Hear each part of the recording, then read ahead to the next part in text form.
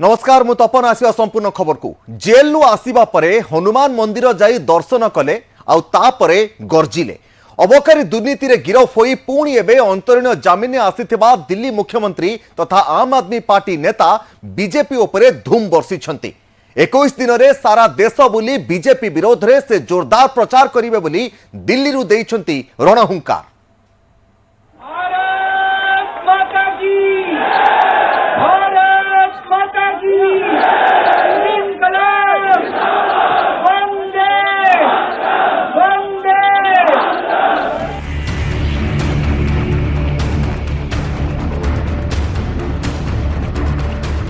अबकारी दुर्नीति रे गिरफ होई 50 दिन जेल रे रही अंतरीण जामिन आसवा परे फुल दम रे दिल्ली मुख्यमंत्री तथा आम आदमी पार्टी मुख्य अरविंद केजरीवाल दिल्ली कर्नर प्लेस हनुमान मंदिर रे दर्शन परे साधारण सभा को उद्बोधन देइछंती से सुप्रीम कोर्ट तांको 21 दिन पई अंतरीण जामिन देइछंती आउ एही 21 दिन रो से पूरा फायदा उठाइबे बोली कहछंती। उन्होंने 21 दिन दिए हैं, एक एक दिन में 24 घंटे हैं। मैं एक दिन में 24 में से 36 घंटे काम करूंगा, पूरे देश भर में घूमूंगा इस तानाशाही को रोकने के लिए। दोस्तों, जितनी मेरे अंदर ताकत है, मेरा सब कुछ कुर्बान है देश के लिए। मेरा तन मन धन सब कुछ कुर्बान है मेरे देश के लिए। मेरे खून का एक एक कतरा मेरे देश के लिए, मेरे शरीर का एक एक कतरा, मेरी जिंदगी का एक एक पल मेरे देश के लिए। मेरे देश को बचाने के लिए मैं पूरे देश में जाऊंगा। दोस्तों, मोदी की गारंटी को नहीं बीजेपी ऊपर सीधा हमला करछंती केजरीवाल। ये लोग इंडिया गठबंधन से पूछते हैं आपका प्रधानमंत्री कौन होगा। मैं बीजेपी से पूछता हूं आपका प्रधानमंत्री कौन होगा। आप लोग सोच रहे होंगे केजरीवाल क्या बात कर रहा है, मोदी जी होंगे। नहीं, मोदी जी अगले साल 17 सितंबर को 75 साल के हो रहे हैं। बीजेपी के अंदर मोदी जी ने 2014 में मोदी जी ने खुद ने रूल बनाया था कि बीजेपी के अंदर जो भी 75 साल का होगा उसको रिटायर कर दिया जाएगा। सबसे पहले आडवाणी जी को रिटायर किया गया, उसके बाद मुरली मनोहर जोशी जी को रिटायर किया गया, फिर सुमित्रा महाजन को रिटायर किया गया, फिर यशवंत सिन्हा को रिटायर किया गया। अब मोदी जी अगले साल 17 सितंबर को रिटायर होने वाले हैं। तो मैं बीजेपी से पूछना चाहता हूं आपका प्रधानमंत्री का दावेदार कौन है। दोस्तों, अगले साल 17 सितंबर तक अगर इनकी सरकार बनी, तो उस पर भी आऊंगा मैं। अगर इनकी सरकार बनी तो पहले अगले 2 महीने में योगी जी को निपटाएंगे ये, और उसके बाद मोदी जी के सबसे खास अमित शाह को ये प्रधानमंत्री बनाएंगे। तो मैं लोगों को, देश के लोगों को आगाह करना चाहता हूं, मोदी जी अपने लिए वोट नहीं मांग रहे। मोदी जी अमित शाह को प्रधानमंत्री बनाने के लिए वोट मांग रहे हैं। मैं पूछना चाहता हूं मोदी जी से और अमित शाह जी से, ये मोदी की गारंटी पूरी कौन करेगा। एथर बीजेपी कौन से हालत रे भी सरकार गढ़ी पारिबो नाही बोली कहछंती दिल्ली मुख्यमंत्री। आंगुठी गणी राज्यवारी हिसाब थोइछंती से 4 जून के बाद इनकी सरकार नहीं बन रही, मोदी सरकार नहीं बन रही।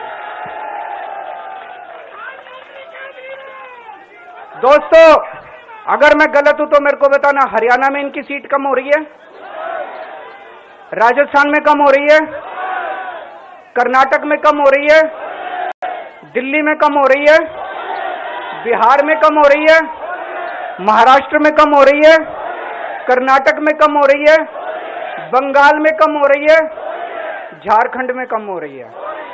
बढ़ कहां रही है? यूपी में कम हो रही है। बढ़ कहां रही है? बड़े एक भी जगह इनकी सीटें नहीं बढ़ रही हैं। मेरा अपना मानना है, और सट्टा बाजार में भी वो जो चल रहा है, इनकी 220 से 230 के बीच में सीट आ रही है, उससे ज्यादा सीट नहीं आ रही है। अबकारी दुर्नीति गिरफ होगा कहीं केजरीवाल मुख्यमंत्री पदर इस्तीफा देउना बोली चर्चा चलता बेले तार उत्तर रखिंट निजे दिल्ली मुख्यमंत्री।